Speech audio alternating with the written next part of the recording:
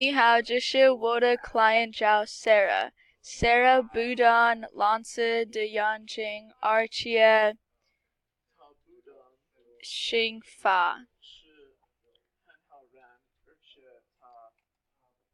只有空小周 Sarah 踢足球。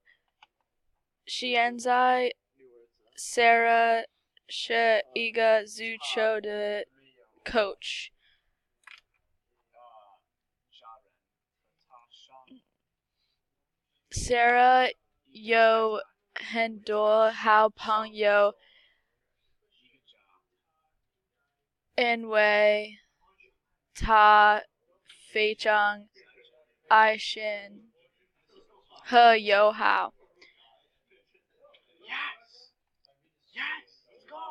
她的家有4口人，她有一个爸爸和一个妈妈和一个弟弟。他们住在加州，可是只有夏天才住在新泽西，因为他们 belong to Edgewater Beach Club.